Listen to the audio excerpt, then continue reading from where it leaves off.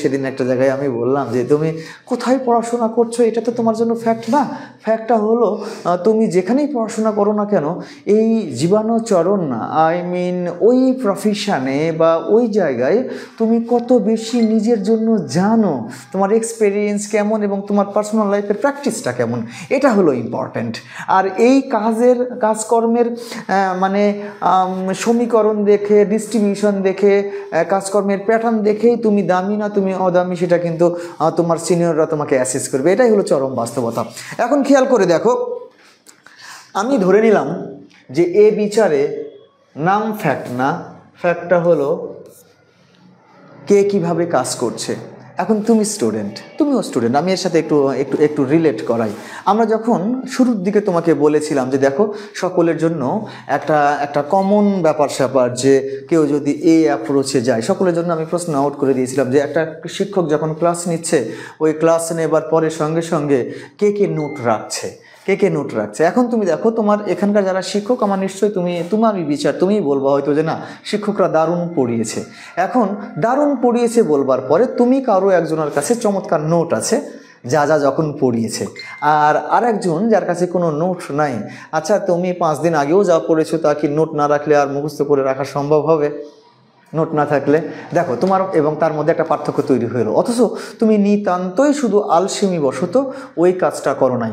তোমাদের মধ্যে অনেকজন আছে দেখো খেয়াল করে যে হ্যাঁ আমাদের 3 মাস ধরে 4 মাস ধরে ক্লাস চলছে কিন্তু মাঝখানে আমি অসুস্থ ছিলাম।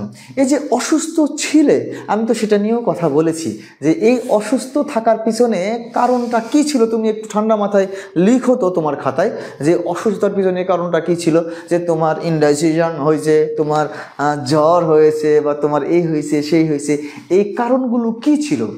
বিশ্বাস করো কারণগুলো অন্য কিছুই ছিল না, তা ছিল শুধুই তোমার লাইফস্টাইলের প্রতি ইনজাস্টিস। অ্যাকচুয়ালি আমি এভাবেই বলবো, তোমার লাইফস্টাইল ছিল অনিয়ন্ত্রিত, যে কারণে তোমাকে ওই রাত্রি 8টার পরে 10টার পরে 11টার পরে কেউ তোমাকে বললো আসো একটু মুড়ি মাখা খাও, তুমি খাইছো, কেউ বললো তোমাকে জাঙ্ক ফুড খাও, ফাস্ট ফুড খাও, তুমি খাইছো।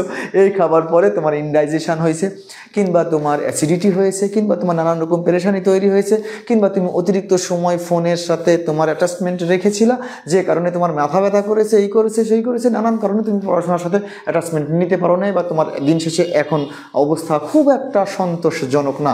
এই হলো তোমার ব্যাপারে মূল্যায়ন। এখন খেয়াল করে দেখো, বলা হয়েছে সকলকে, নিশ্চয়ই কেউ না কেউ তো অবশ্যই শুনেছে যে এটা একটা রেস, এই রেসে ভালো করবার জন্য আমাকে এভাবে চলতে হবে এবং দিন শেষে আমি শান্ত আছি, চমৎকার আছি। আবার কেউ অনেক রকম, আমাদের দেশে তো ধর্মীয় সেন্টিমেন্টের অনুভূতিটা একটু বেশি, কেউ হয়তো ভাবছো যে সকলের আমি দোয়া নিয়ে বেড়াচ্ছি। ঠিক আছে, তো এটা দোয়া চাওয়া নিয়ে হয়তো আমাকে তোমরা একটু ভুল বুঝো না, এটা নিয়ে আমার একটা মিশ্র প্রতিক্রিয়া আছে। কেমন প্রতিক্রিয়া? তুমি ভাবছো যে আমি তো সারাক্ষণই আল্লাহর কাছে আল্লাহ তুমি আমাকে দাও, আল্লাহ দাও দাও দাও। আমার একটা গল্প মনে পড়ে গেল, বুঝছো, আমি মাঝে মাঝে ইদানিং একটু বেশি মনে হয় গল্প করি। ঠিক আছে, একটা আল্লাহওয়ালা লোক, বুঝছো শিহাব, বুঝলি, আল্লাহওয়ালা লোক আল্লাহর সাথে, যদিও গল্প, এগুলো গল্প, রূপক গল্প, আসলে এটার সাথে কোনো কিছুর কানেকশন করাটা নিহাতি অন্যায় এবং বাড়াবাড়ি এবং সেটা ভুলও। ঠিক আছে, আল্লাহওয়ালা লোক আল্লাহকে জিজ্ঞাসা করতেছে যে আল্লাহ, এই যে আমি সারাক্ষণই তোমার এত পিছে পিছে লেগে আছি, তোমাকে সারাক্ষণই তোমার নাম জপি, এমন কোনো ইবাদত নাই, ঠিক আছে, সারাক্ষণই দোয়া পড়ি, সারাক্ষণই তোমার কাছে আমি চাই, অথচ তুমি আমাকে বড় লোক না বানিয়ে ওই যে আর একজন ব্যবসায়ী তাকে তুমি এত বড় লোক বানালে, আল্লাহ এটা কি একটা অন্যায় না, ইনজাস্টিস না? তুমি তো ন্যায় বিচারক, তুমি এটা করছো না কেন? ঠিক আছে, তো আল্লাহকে প্রত্যেক দিন বলার পরে আল্লাহ বলতেছে যে আসলে তুমি মনে হয় ডিজার্ভ করো না, তুমি ডিজার্ভ করো না। ঠিক আছে, তো আমি ডিজার্ভ করি না মানে আমি তো অবশ্যই ডিজার্ভ করি। ও বড় লোক হয়েছে, আগেও বাবাও বড় লোক ছিল, তারপর ও বড় লোক হয়েছে, তুমি ওকে আমার পর্যায়ে নিয়ে দেখো ও আসলে বড় লোক হতে পারে কিনা, কিংবা ওরকম ভাগ্যটা আমার করে দাও। তো আল্লাহ বললো দেখো ভাগ্যটা সবার সমান, ঠিক আছে, যে এই পরিশ্রম করে নিজেকে একটা জায়গায় নিয়ে যায় তারই ডেভেলপ করায়, কয় না আমি এগুলো মানি না, এগুলো আমি মানি না, তুমি আমাকে একটা কাজ করো, হয় বড় লোক বানাও ওর মতো, তা না হলে একটা কাজ করো, ওকে আমার পর্যায়ে নিয়ে আসো, নিয়ে এসে সেম রুজি রোজগারের মানে সেম ক্রাইটেরিয়া আমাকে দিয়ে দাও, যাতে করে আমি প্রমাণ করবো তোমাকে যে আসলে আমিও পরিশ্রমী বা আমিও ভালো কিছু করি। তো আল্লাহ একদিন দুদিন শুনতে শুনতে আচ্ছা বললো, আচ্ছা ঠিক আছে তোমার কথায় আমি এগ্রি করছি।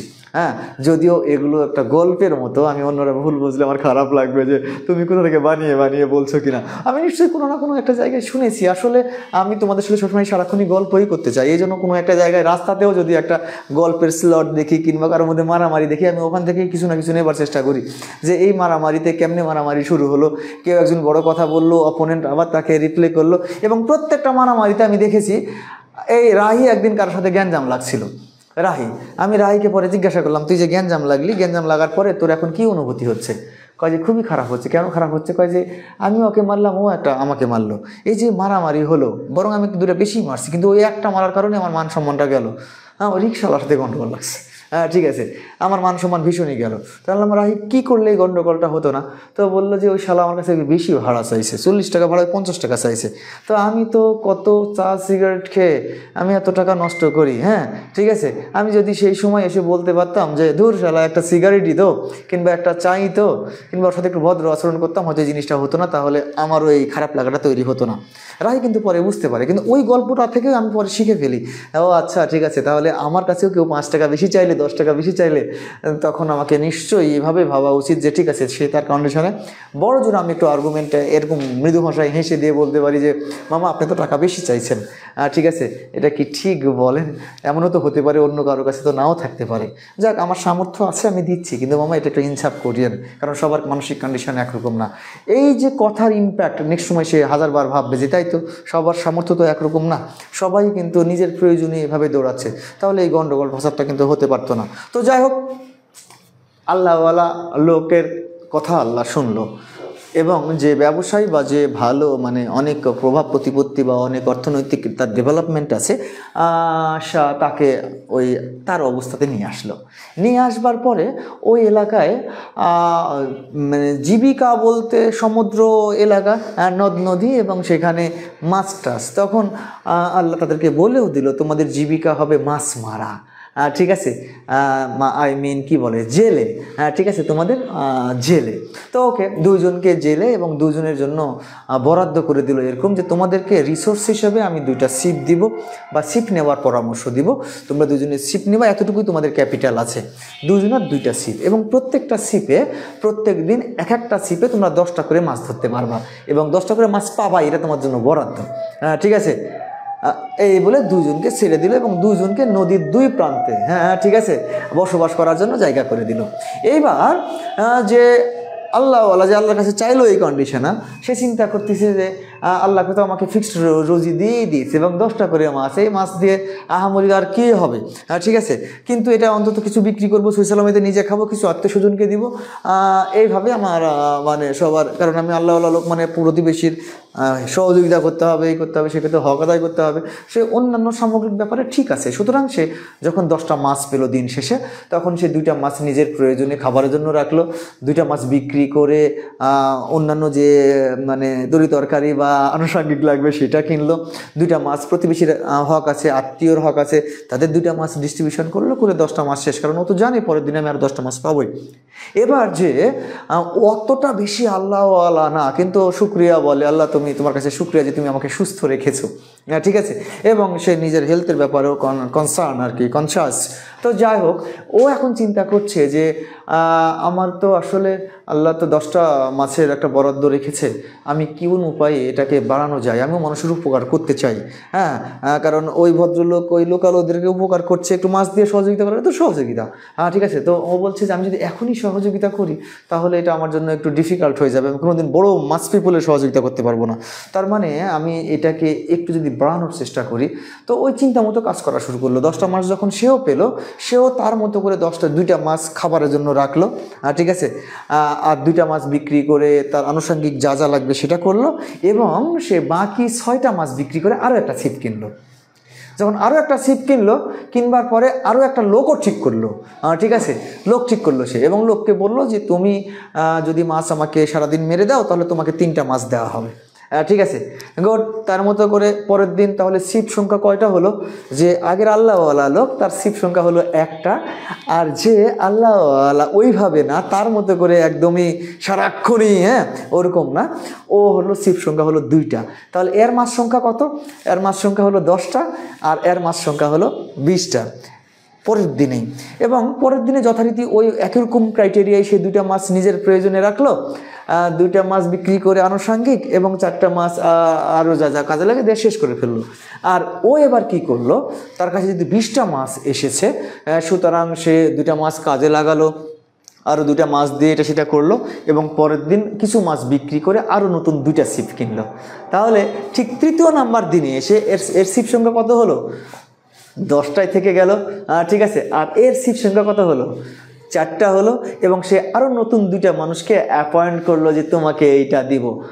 3 দিনেই এরকম পার্থক্য হলো। 4র্থ দিনে এসে ওর 10টায় থাকলো, এর আরও 3টা বাড়লো, হ্যাঁ ঠিক আছে, বা আরও 4টা বাড়লো, মানে একদম বাইনারি হারে বাড়তিছে।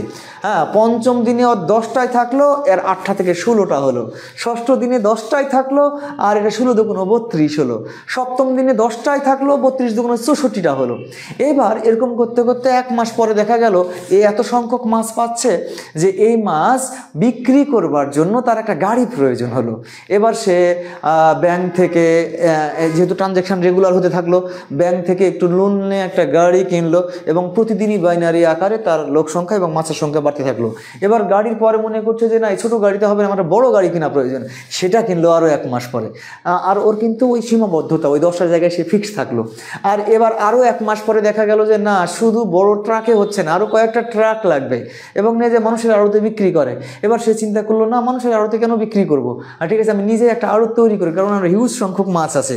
এবার সে শহরে গিয়ে তার মতো করে একটা বড় আড়ত দিল, এবং 1 বছর পরে দেখা গেল ও আগে যে অবস্থানে ছিল তার চাইতে আরও বহু গুণ বড় অবস্থানে চলে গেছে, আর ও যে অবস্থানে ছিল ওই 10টা মাছ নিয়ে এই জায়গায় থাকলো। আচ্ছা, আমার কোশ্চেন, ঠিক আছে, আল্লাহ কাকে হেল্প করে তাহলে?